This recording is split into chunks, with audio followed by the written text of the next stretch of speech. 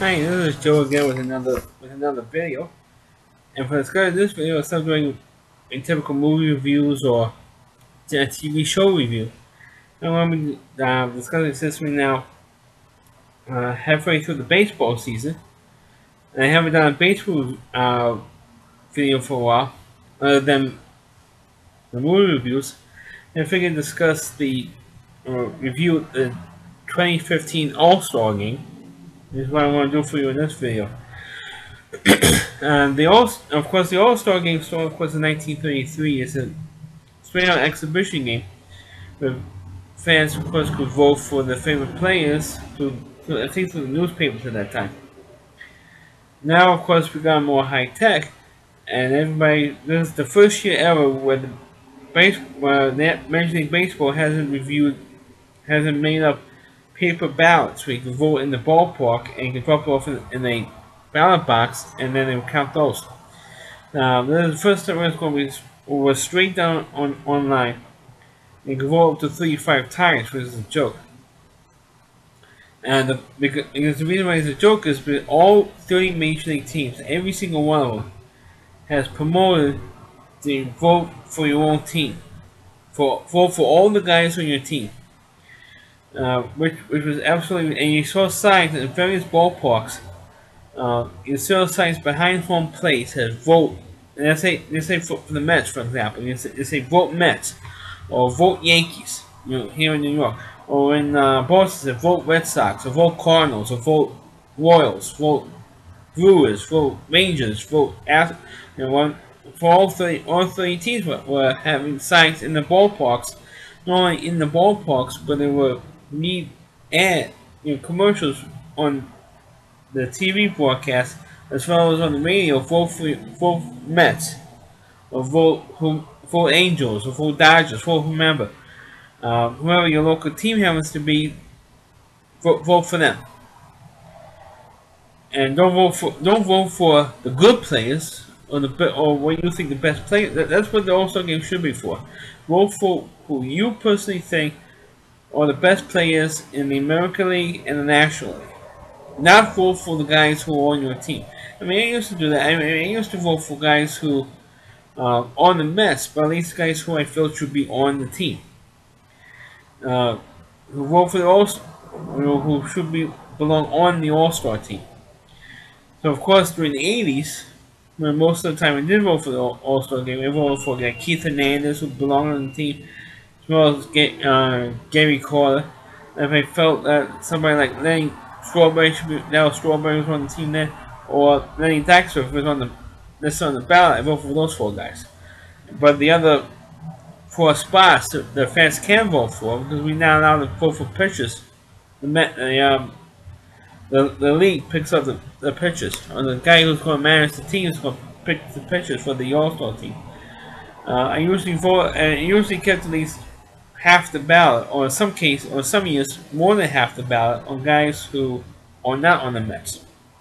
On the Yankees, I didn't vote for any Yankees for the All-Star team, because I know the stupid Yankee fans are going to flood the ballot boxes anyway. But this year in 2015, there was a controversy because not only what I mentioned already, vote for Mets, vote Yankees, vote Red Sox. Let's vote for guys on your own team and nobody else. On hyping for the vote on the All-Star ballot. But also there was a stink because the Kansas City Royal fans were flooding the ballot boxes because you could vote for up to 35 times, and fans were using more than one email address, so more than one internet router, whether it would be a cable line or a wireless or a Wi-Fi network, to vote for more than 35 times. So you can do it twice. You can vote up to 70 times, or even more than that if you have more than one line, internet line in your house, or your workplace, or your computer at work, or your computer, or your laptop, or whatever, various different computers, and you could vote more than 35 times. So the Royal fans were flooding because they just won the World Series, or they went to the World Series last year, so they want to have as many Royal players as possible on the team. And it almost worked. I think they're going to have 3 or 4 stores this year for the All-Star team, which is about half the team. But when 1957, the All-Star game was held in Cincinnati, and all 8 position players were players from Cincinnati. And then the baseball commissioner stepped in and removed 2 of the players from the 2 red players from the team, and put in Hank Aaron and Willie Mays, in the outfield. And because of that, the fan vote was taken away for a few years, and then it was brought back to the fans.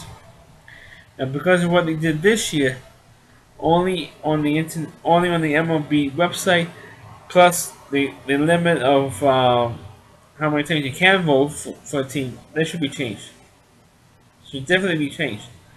The other thing that's also pretty controversial for the All-Star game this year is because the game is in Cincinnati, and they allowed Pete Rose, who was banned for life because of gambling, allowed to be participating in the pregame ceremonies for the game, which is so hypocritical. And the reason why he's there is so they could get ratings, higher ratings for the game, and more publicity for this year's All-Star game to have Pete Rose there, which is of course a joke, because Major League Baseball is so hypocritical. I mean, they banned the guy for life.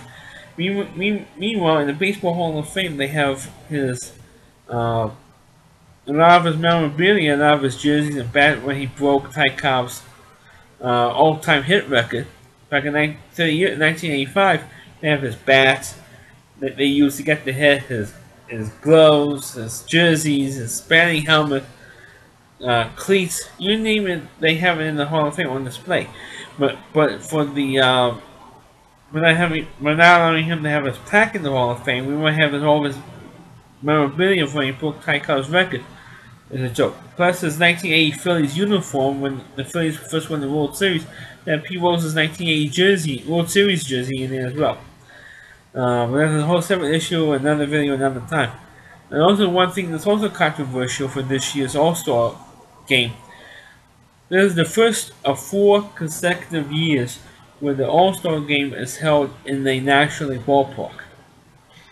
This year, of course, in Cincinnati. 2016 is going to be in San Diego. First time in like 24 years it's going to be held in San Diego. 2017 is going to be held for the very first time ever. The Florida Marlins, well, now the Miami Marlins, will be hosting an All-Star game in 2017. And then in 2018 it's going to be held in Washington, D.C. In the Nationals Park. Which is, of course, to me, it's kind of a joke, because what baseball used to, until this current streak of 4 consecutive years when the game was in the National League Park, used to alternate it. And what it used to be was that it used to be in the even numbered years. It used to be in the National League ballpark in the even numbered years, and then the odd numbered years. I think the time that it got switched was in the mid 2000s, when you had 2 consecutive games in the National League ballpark. So the National League would actually have a chance to come up in the bottom of the 9th and win the game in dramatic fashion. Because there was when they decided to change the rule for the All-Star game, which I want to get to in just a second. Which is a joke to have the All-Star game determine who will have home field advantage in the World Series. That rule should be changed, because the teams themselves don't take the game seriously. So why should the game count for something? What I mean by that is, before in 2002, All-Star game, which was held in Milwaukee, the game ended in a tie. And after about 11 or 12 innings, the game decided to end the game, because they were running out of players and pitchers. Because the problem was with the All-Star game was what happened in 1993. What happened in 1993 was the game was held in Baltimore, and a lot of the players were used in that game. And Mike Messina, who was then pitching for the Orioles, then made it to the All-Star team, and he was never used. I think he was the only American League pitcher not used. In the National League, there was like two pitchers that weren't used. Like 2 or 3 pitchers or players altogether were not used in the National League roster for the '93 All-Star Game. But now, every year since, you have to get everybody in the game, otherwise it's going to be a huge stink. So what they did was they put everybody in the stupid game, which before the controversy with Mike Messina in '93, the starting pitcher of the All-Star Game went 3 innings, and then after the 3 innings, they took him out. Ever since then, because the teams spend so much money on their ball players, I don't pitch my guy 3 innings, only pitch him 2 innings or 1 inning in the All-Star Game. So they won't get hurt and lose this guy for the rest of the year because he pitched 3 innings in the All-Star Game. So that's what it used to be. It used to be one guy would go 3 innings, another guy would go 3 innings, and then all the relief pitchers would come in and maybe pitch 1 inning, 1 or 2 innings. And then if the game goes extra innings, you put in a regular starting pitcher and it will go for a couple of innings. It will go 2 or 3 innings if it goes extras. But now it's like almost every inning you have to have a pitcher in every inning now. After the pitcher pitches 2 innings, then you have one guy in the 3rd inning, then a guy in the 4th inning, then a guy in the 5th inning, and all the way up to the end, and then you run out of pitches. If the game goes extra innings, they run out of guys. And that's what happened in 2002. And people were outraged the game ended in a tie. First and only time ever. So what they did was that now the game for ratings purposes, the game was stored whichever league was the All-Star Game, the league would have the home field advantage in the World Series. And the funny thing is, the team was on the road. For a few times this happened, starting in 2003, the Marlins won the 2003 World Series in 6 games, not 7. And a lot of the World Series since 2003 has either been a sweep, which the team that had the home field advantage won the 4th game on the road, because that's how the World Series came out on, which happened in 2004, 2005, 2006. I think came out 6 games in 2006 and 2007. Also was in a sweep in 2007. 2008 was like 6 games. 2008, 2009 was like 6-game World Series. 2010 was forgot how long that was, but no one didn't go 7 games. Last time the World Series game was last year, and the road team won Game 7, not Kansas City, because the American League won the All-Star Game last year, and the Giants won the World Series Game 7 on the road. So it was just it's ridiculous now to have the home field advantage in the All-Star Game now. I mean, we just enjoying to watch the game, best players, and that's it.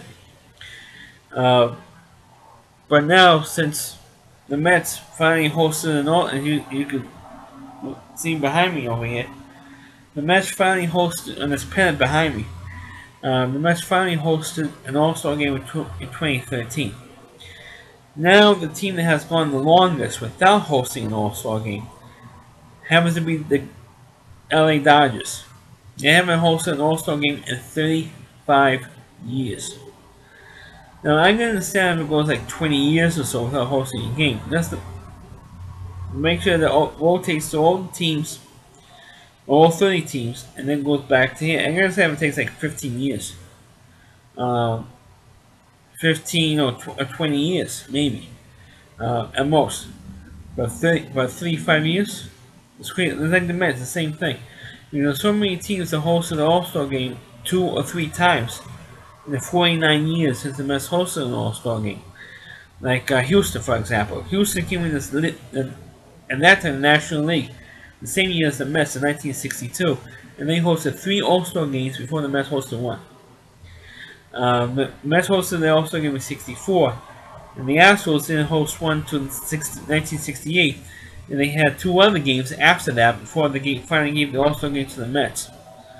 Uh, the way they picked the sites for the All-Star Game is ridiculous, absolutely ridiculous. Like for example, in 2 years, like I mentioned earlier at the top, they're going to have the All-Star Game finally in Florida, in the Marlins ballpark. This is going to be the first. The Marlins came in the league in 1993 and never hosted an All-Star Game. And meanwhile, um, the Colorado Rockies came in the league the same year, and they hosted an All-Star Game within in their third year of existence in 1995, and when the brand new ballpark, Coors Field, opened. Then they had the All-Star Game then, but they haven't had hosted an All-Star Game in 20 years either. Now they have gone 20 years without hosting a game or the All-Star Game, and the longest American League team that hasn't hosted an All-Star Game happens to be Oakland. Because they haven't hosted an All-Star Game since 1987. And I don't think they're going to give the game to Oakland unless Oakland gets a brand new stadium. Because the stadium they play in, which is the Oakland Coliseum, the stadium was a dump, first of all. And the last time they hosted an All-Star Game happens to be 28 years ago tomorrow, which is July 14th, which happens to be my birthday. It was serious, July 14th is my birthday, so this is not the first time that the All-Star Game came out on my birthday. But one year it did was in the Oakland All-Star Game. And that game went more than 4 hours. The game started around between 8 and 8:30, and the game ended after about 8:20 or 12:20 New York time, 9:20 in Oakland time. And it was the game went so long, and they didn't score until the 13th inning with Tim Main's the 2 runs that was in the MVP of the game, and which was a joke, but I missed that game because my family decided to go to Cape Cod that weekend.